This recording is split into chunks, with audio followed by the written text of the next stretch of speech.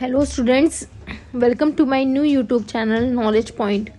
Students, अभी हम class 10th की science worksheet number 42B discuss करेंगे, जो आज की मतलब 8 नवंबर की वर्कशीट है। इसमें हम सिर्फ क्वेश्चन सॉल्व करेंगे।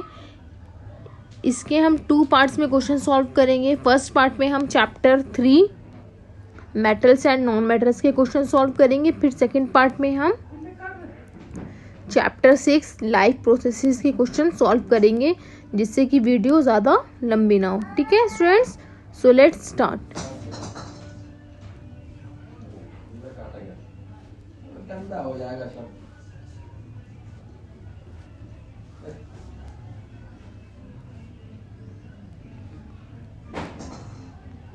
ये देखिए स्टूडेंट्स, हमारा फर्स्ट क्वेश्चन है व्हाट आर एम्फोटेरिक ऑक्साइड्स।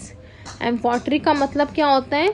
जो हमारे पास एसिडिक और बेसिक बिहेवियर दोनों शो करें।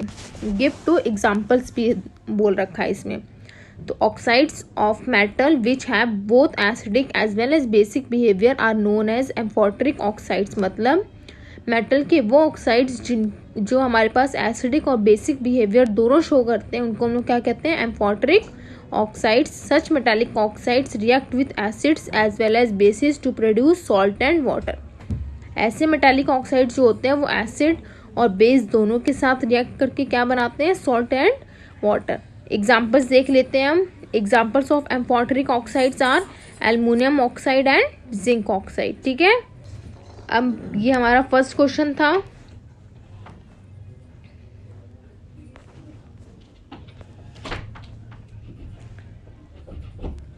सेकंड क्वेश्चन है हमारा which gas is produced when dilute hydrochloric acid is added to a reactive metal.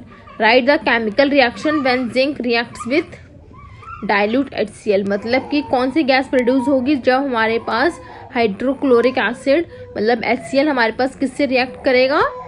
Metal के साथ। और हमें उसकी केमिकल रिएक्शन भी एक लिखनी है। तो hydrogen gas liberated when dilute HCl is added to a reactive metal.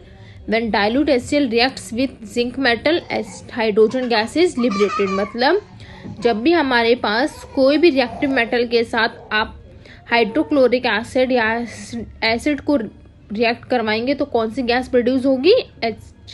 Hydrogen H2 gas produce होगी, हाइड्रोजन गैस लिबरेट होगी। अब इसकी केमिकल रिएक्शन देख लेते हैं। The reaction between zinc and HCl is given by the symbolic equation zinc plus HCl। अभी हमने देखा था जिंक हमारे पास एक मेटल है और HCl हाइड्रोक्लोरिक एसिड से उन्होंने रिएक्शन करवाई है, तो कौन सी गैस प्रोड्यूस हुई? H2 gas. और क्या फॉर्म हुआ? Salt ZnCl2। ठीक है, अब हमारा थर्ड क्वेश्चन है what are anions and cations,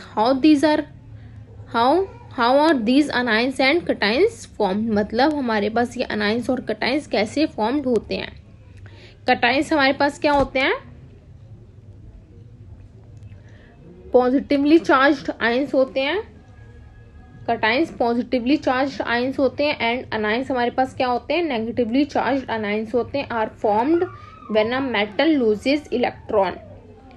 मतलब कि हमारे पास कटाइन का फॉर्म होता है जब कोई मेटल, जैसे सोडियम हमारे पास एक मेटल है, लिथियम हमारे पास एक मेटल है, वो हमारे पास क्या लूज कर देते हैं? इलेक्ट्रॉन लूज कर देते हैं। तो जब हमारे पास सोडियम एक इलेक्ट्रॉन लूज कर देगा तो क्या बन जाएगा? Na positive. तो क्या बन गया? एक कटाइन। ऐसे लिथियम हमारे पास मेटल है, वो एक इलेक्ट्रॉन लूज कर देगा तो क्या बन जाएगा? Li पॉजिटिव, जो हमारे पास एक कटाइन है।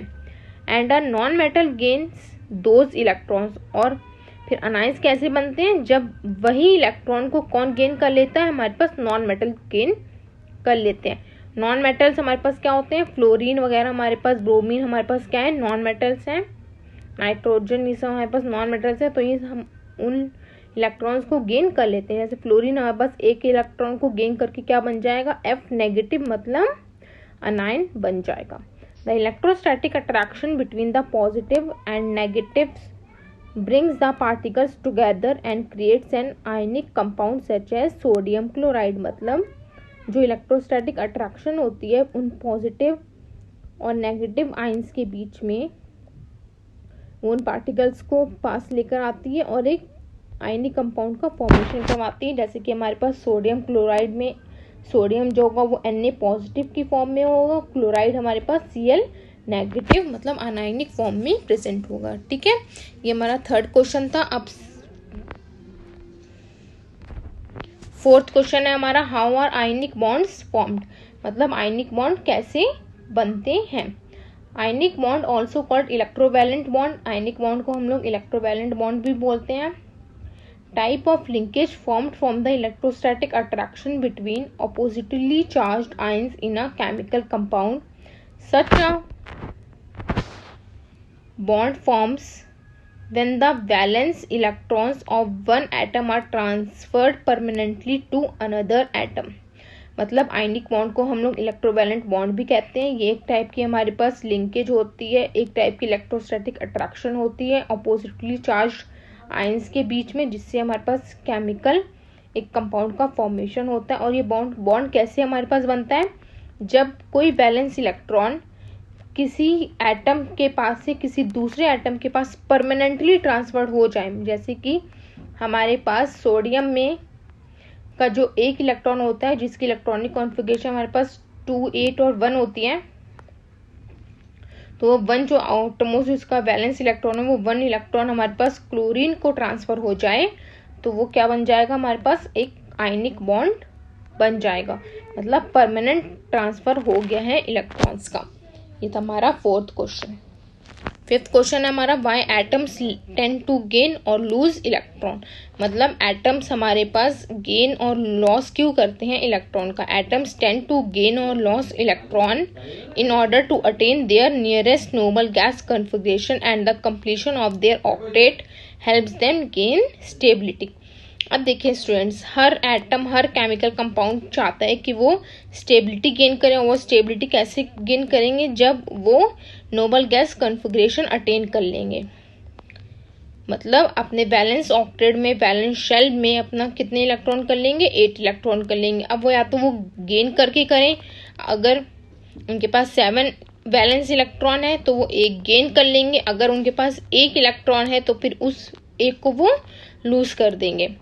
तो इसीलिए हमारे पास एटम जो होते हैं वो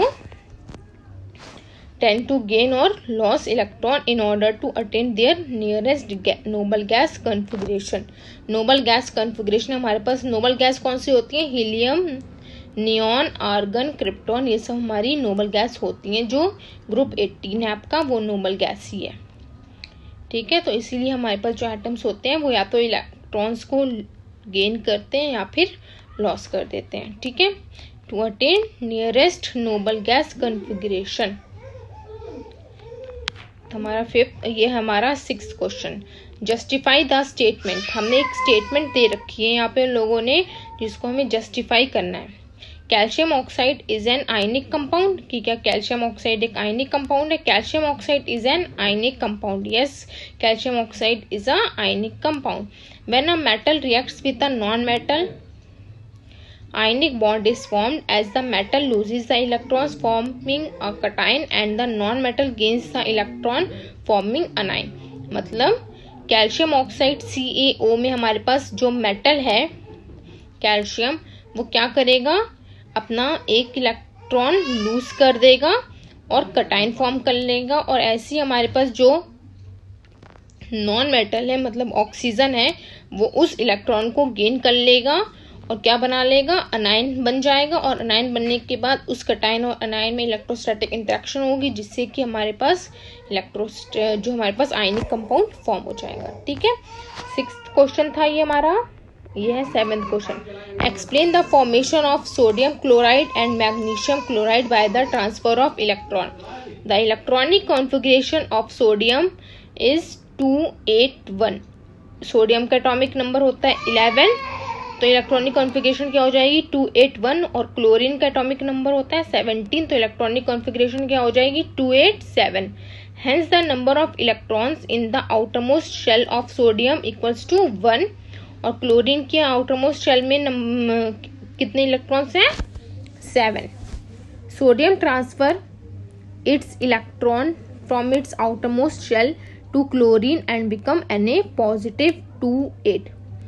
इसलिए सोडियम अब क्या करेगा, अपना ये जो 1 वाला इलेक्ट्रॉन है वैलेंस शेल में उसको लूज कर देगा, और क्लोरीन को दे देगा और क्या बन जाएगा, Na+, मतलब एक कटाइन बन जाएगा। क्यों बनेगा cation? To attain stable electronic configuration and chlorine accepts 1 electron and become Cl-। Chlorine की इलेक्ट्रॉनिक कॉन्फ़िगरेशन पहले क्या थी, 2 8 7। अब उसने वो इलेक्ट्रॉन एक गेन कर लिया तो क्या बन गई, 2 8 8।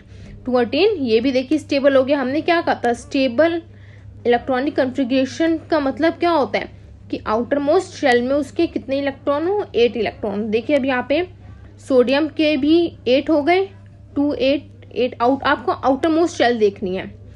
देखिए यहाँ पे, ये देखिए यहाँ पे 8 है और यहाँ पे भी क्लोराइड के भी हमारे पास 8 हो गए। ठीक है,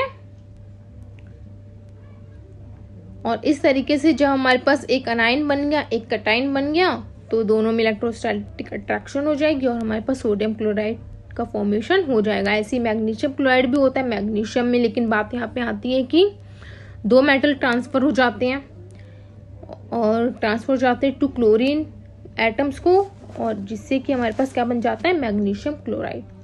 नेक्स्ट क्वेश्चन क्या था हमारा, ये हमारा next question, question number 8। Ionic compounds break when dash is applied. मतलब इन्होंने क्या बोला है कि हमारे पास आयनिक कंपाउंड क्या होते हैं, टूट जाते हैं। कब टूटते हैं, जब क्या उन पे लगाई जाती है, उनके ऊपर क्या लगाया जाता है। वो पूछ रहा है आपसे कि क्या लगाया जाता है उनके ऊपर कि आयनिक कंपाउंड्स ब्रेक हो जाते हैं। Due to presence of the force of attraction between positive and negative ions, ionic compounds are solid and are hard to break. मतलब आयनिक कंपाउंड्स में क्या होता है, फोर्स ऑफ अट्रैक्शन की वजह से, क्योंकि पॉजिटिव और नेगेटिव है, पॉजिटिव और नेगेटिव आयंस है, तो इसीलिए जाहिर सी बात है उसमें फोर्स ऑफ अट्रैक्शन होगी। तो फोर्स ऑफ अट्रैक्शन की वजह से जो आयनिक कंपाउंड्स होते हैं वो सॉलिड होते हैं और हार्ड होता है उनको ब्रेक करना। They generally break into pieces when pressure is applied. मतलब लेकिन वो सॉलिड होते तो हैं, उनको ब्रेक करना मुश्किल होता है, लेकिन जब उनके ऊपर प्रेशर अप्लाई करा जाता है तो वो पीसेस में ब्रेक हो जाते हैं। Hence they are consider brittle. इसीलिए हम उनको क्या कहते हैं, ब्रिटल कहते हैं। ब्रिटल का मतलब क्या होता है, उनको हम नाजुक कहते हैं। ठीक है, मतलब ionic compounds break when pressure is applied, ये हो जाएगा इसका कंप्लीट सेंटेंस। ठीक है, ये हो गया 8 क्वेश्चन। अब 9 क्वेश्चन है हमारा, why ionic compounds in the solid state do not conduct electricity but are able to do so in molten state. सबसे पहले यहाँ पे बात आती है कि मॉल्टन स्टेट का मतलब क्या है। मॉल्टन स्टेट हमारे पास क्या होती है, कोई भी लिक्विड फॉर्म, मतलब कोई उसको पिघला देना, उसको लिक्विड स्टेट में कन्वर्ट कर देना। Ionic solids do not conduct electricity, however they do conduct when molten और dissolved because their ions are free to move. अब आपको इतना पता है कि इलेक्ट्रिसिटी हमारे पास क्या होता है, फ्लो ऑफ चार्ज या फ्लो ऑफ इलेक्ट्रॉन्स, कुछ भी आप बोल सकते हैं। तो इसीलिए हमारे पास जो आयनिक सॉलिड्स होंगे वो हमारे पास तभी इलेक्ट्रिसिटी कंडक्ट करते हैं जब उनके आयंस हमारे पास मूव कर सकें। और आयंस हमारे पास कौन सी स्टेट में मूव करेंगे, मॉल्टन स्टेट में, लिक्विड स्टेट में मूव करेंगे, सॉलिड स्टेट में मूव नहीं कर सकते। Many simple compounds formed by the reaction of a metallic element with a non metallic element are ionic. बहुत सारे ऐसे सिंपल कंपाउंड्स होते हैं बहुत सारे ऐसे सिंपल कंपाउंड्स होते हैं जो किसकी रिएक्शन से फॉर्म्ड होते हैं, मेटालिक एलिमेंट की और नॉन मेटालिक एलिमेंट की रिएक्शन से जो कंपाउंड बनते हैं वो हमारे पास आयनिक होते हैं मोस्टली। ठीक है, ये हमारा 10th क्वेश्चन। इसमें differentiate between metals and non metals on the basis of following properties. कुछ इन्होंने प्रॉपर्टीज दी हैं, ductility, malleability, density, appearance and electrical conductivity के बेसिस पे आपको मेटल और नॉन मेटल्स को डिफरेंशिएट करना है। देखिए अब यहाँ पे मैलेबिलिटी का मतलब क्या है कि आप सबसे पहले यहाँ पे कुछ नए वर्ड्स आए हैं, डक्टिलिटी, मैलेबिलिटी, वो हम आपको बता दें। मैलेबिलिटी का मतलब होता है कि क्या नाम है, मेटल्स को प्रेशर से मेटल को या फिर क्या नाम है इतना उसको वो करके एकदम किस में बदल दिया जाए, थिन शीट में कन्वर्ट कर दिया जाए, जैसे कि गोल्ड वगैरह में होता है। डक्टिलिटी का मतलब क्या होता है, मेटल को शीट में कन्वर्ट करने को ही हम लोग मैलेबिलिटी कहते हैं। और डक्टिलिटी का मतलब क्या होता है, मेटल को वायर में कन्वर्ट करना, मतलब एक वायर फॉर्म में उसको कन्वर्ट कर लेना। ठीक है, डक्टिलिटी होता है सिंपल कि मेटल को वायर फॉर्म में कन्वर्ट करना, और मैलेबिलिटी क्या होता है, मेटल को ही शीट में कन्वर्ट कर लेना, उसको इतना प्रेशर के थ्रू शीट में कन्वर्ट करना। ठीक है, और डेंसिटी वगैरह तो आपको पता है, ये इलेक्ट्रिकल कंडक्टिविटी। तो प्रॉपर्टीज हमारे पास आती हैं मेटल की, हम नॉन मेटल की देखेंगे। प्रॉपर्टी सबसे पहले अपीयरेंस आता है, मतलब वो देखने में कैसा है। हमारे पास मेटल हमारे पास कैसा है, लस्ट्रस। लस्ट्रस का मतलब क्या होता है, चमकीला, शाइनी, ब्राइट होना, उसका क्लियर होना, क्लीन होना, मतलब वो चमकीला है, काफी ब्राइट सा है, दिख रहा है। हाँ, आपको कुछ होती है ना, कुछ चीजें ब्राइट से होती है तो हाँ चमक सी जाती हैं एकदम, तो चमकीला बोल सकते हैं आप। और डल का मतलब क्या हो जाएगा कि हाँ मतलब थोड़ा सा इनएक्टिव फॉर्म में हो गया, डल है, थोड़ा सा सुस्त है, वो डल। जैसे हम लोग बोलते हैं ना अपने नॉर्मल लैंग्वेज में कि कभी कभी अरे यार आज तो तुम काफी डल लग रहे हो, मतलब काफी सुस्त से लग रहे हो। तो ये सेकंड प्रॉपर्टी है हमारी हार्डनेस। हार्डनेस में हमने देखे हार्ड क्या होते हैं हमारे पास, मेटल्स क्या होते हैं, हार्ड, मेटल हार्ड होते हैं। सॉफ्ट क्या होते हैं हमारे पास, नॉन मेटल्स। मैलेबिलिटी में मेटल्स मैलेबल होते हैं, मतलब मेटल्स को प्रेशर के थ्रू हम लोग शीट में कन्वर्ट कर सकते हैं। और फिर नॉन मेटल्स में क्या लिखा है हमारे पास, ये नॉन मैलिएबल, मतलब उनको हम लोग शीट में कन्वर्ट नहीं कर सकते। फिर हमारे पास फोर्थ आता है डक्टिलिटी। डक्टिलिटी प्रॉपर्टी है हमारी, मतलब मेटल्स हमारे पास क्या है, डक्टाइल है, मतलब हाँ उनको हम लोग प्रेशर के थ्रू वायर में कन्वर्ट कर सकते हैं, और नॉन मेटल्स को नहीं कर सकते, मतलब वो क्या है, नॉन डक्टाइल। ठीक है, अब फिफ्थ प्रॉपर्टी है हमारी हीट कंडक्शन, मतलब मेटल हमारे पास हीट कंडक्ट करते हैं या फिर नहीं। तो हाँ मेटल हमारे पास हीट कंडक्ट करते हैं।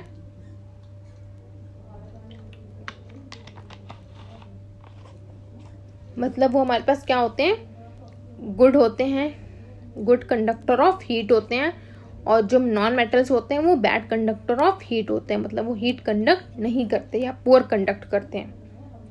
ऐसी कंडक्शन ऑफ इलेक्ट्रिसिटी, मतलब मेटल हमारे पास हीट कंडक्ट करते हैं और हमारे पास साथ ही साथ इलेक्ट्रिसिटी भी कंडक्ट करते हैं, मतलब इलेक्ट्रिसिटी को भी पास ऑन करते हैं। और ऐसी नॉन मेटल्स हमारे पास हीट को भी कंडक्ट नहीं करते, ना ही इलेक्ट्रिसिटी को। ठीक है, अब ये आता है हमारा 11th question, metal oxides are dash in nature. अब उन्होंने बोला है कि जो हमारे पास मेटल के ऑक्साइड्स होते हैं सॉरी, वो कैसे होते हैं, एसिडिक होते हैं, बेसिक होते हैं, एम्फोटेरिक होते हैं, या फिर न्यूट्रल होते हैं। हमारे जो मेटल ऑक्साइड्स होती हैं वो बेसिक होते हैं, मतलब करेक्ट ऑप्शन क्या है हमारे पास, B. Metal oxides are basic in nature because they react with water to form bases, क्योंकि वो वाटर के साथ रिएक्ट करके क्या बनाते हैं, बेस बनाते हैं। However the oxides turn moist red litmus paper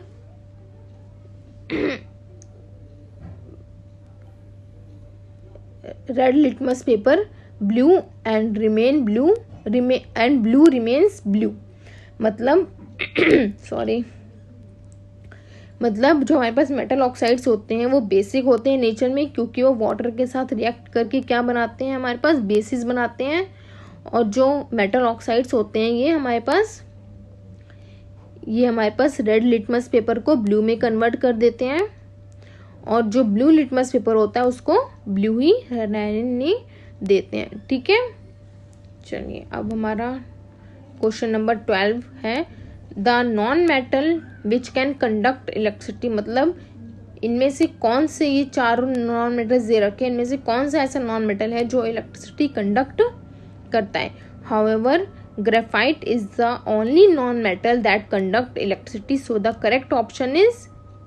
correct answer is option A. मतलब हमारे पास ग्रेफाइट एक ऐसा अकेला नॉन मेटल है, ग्रेफाइट है तो नॉन मेटल, लेकिन सिर्फ वो अकेला ऐसा नॉन मेटल है जो इलेक्ट्रिसिटी कंडक्ट करता है, इसीलिए हमारे पास इसमें ऑप्शन क्या हो जाएगा, ऑप्शन ए। अब ये यहाँ पे नोट करने वाली बात है कि ग्रेफाइट और डायमंड हमारे पास कार्बन के एलोट्रॉप्स होते हैं, मतलब कि वो दोनों ही कार्बन की एक तरीके से एलोट्रॉप्स होते हैं, लेकिन डायमंड इलेक्ट्रिसिटी कंडक्ट नहीं करता और ग्रेफाइट हमारे पास करता है। ठीक है, अब आता है हमारे पास 13 question. A list of common metals arranged in order of their decreasing reactivity is known by what name.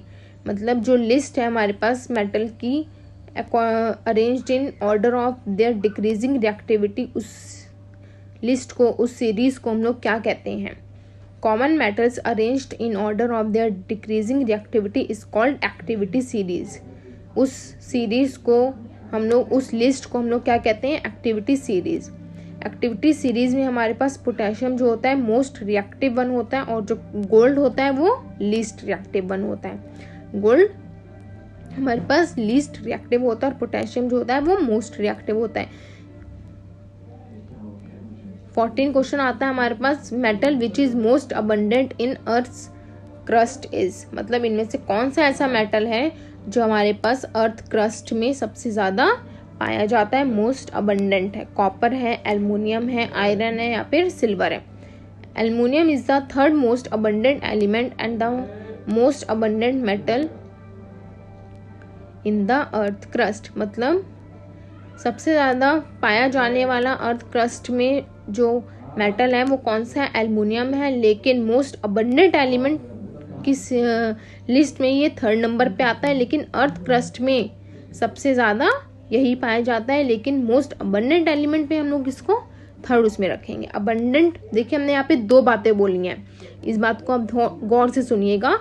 Earth crust में सबसे ज़्यादा एल्युमिनियम पाया जाता है, लेकिन मोस्ट अबंडेंट एलिमेंट में ये थर्ड नंबर पे आता है। ठीक है, इन दोनों बातों को अलग अलग समझिएगा। ठीक है, अब हमारा लास्ट क्वेश्चन है, question number 15।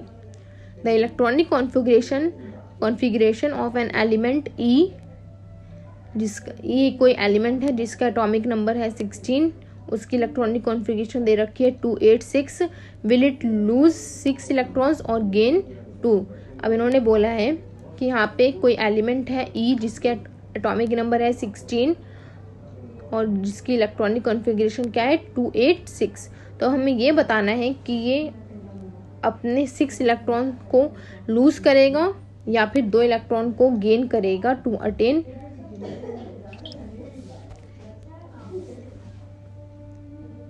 Nearest noble gas configuration. ठीक है, the atom has 6 electrons in its valence shell, it is very difficult for it to lose 6 electrons. अब देखिए, अब यहाँ पे बात, अगर उसको अपनी nearest noble gas configuration attend करनी है तो यहाँ पे दो बातें आ सकती हैं कि या तो वो इन 6 इलेक्ट्रॉन को लूज कर दे या फिर इस 6 में 2 और ऐड कर ले तो उसके पास 8 हो जाएंगे। तो बात यहाँ पे ये आती है कि वो क्या करना पसंद करेगा। तो देखिए, सोचने वाली बात है कि 6 के 6 इलेक्ट्रॉन्स को लूज करना डिफ़िकल्ट है। क्यों? क्योंकि भैया कोई ना कोई इसको ऐसा मिल जाएगा, चलो 1 ले लेगा, 2 ले लेगा, 3 ले लेगा, लेकिन 6 के 6 कोई, मतलब थोड़ा सा मुश्किल है उसके लिए ढूंढ पाना ऐसा कोई नॉन मेटल वगैरह। तो इसीलिए however it can gain 2 electrons from a neighbouring atom of another element, by doing so it will have the electronic configuration of nearest noble gas element argon. तो अगर इसीलिए 6 इलेक्ट्रॉन को लूज करना उसके लिए डिफ़िकल्ट होगा तो वो क्या करेगा, हमारे पास 2 इलेक्ट्रॉन को गेन कर लेगा। तो 2 इलेक्ट्रॉन को जैसे ही वो गेन करेगा तो उसकी जो कॉन्फ़िगरेशन होगी वो क्या हो जाएगी, 288, जो किसकी तरह है, आर्गन की तरह है, जो एक नोबल गैस कॉन्फ़िगरेशन है। ठीक है स्टूडेंट्स, ये तो हमारी क्या नाम है chapter 3 metals and non metals के क्वेश्चंस थे जो हमने सॉल्व करवा दिए हैं। अब हम इसी वीडियो का पार्ट 2 लेकर आएंगे जिसमें हम चैप्टर 6 लाइफ प्रोसेसेस का भी डिस्कस करेंगे, क्वेश्चन सॉल्व करेंगे, डिस्कस भी नहीं सॉल्व करेंगे। ठीक है स्टूडेंट्स, आई होप आपको ये वीडियो पसंद आई होगी, समझ में आया होगा, और आपको कोई भी अगर डाउट हो तो आप हमसे कमेंट बॉक्स में टाइप करके पूछ सकते हैं। ठीक है students, I need your support. आप लाइक शेयर एंड सब्सक्राइब करें मेरे चैनल को, जिससे हमें मोटिवेशन मिले, हम आपकी ज़्यादा हेल्प करें आपकी स्टडीज़ में। मिलते हैं स्टूडेंट्स नेक्स्ट वीडियो में। ठीक है, थैंक यू स्टूडेंट्स।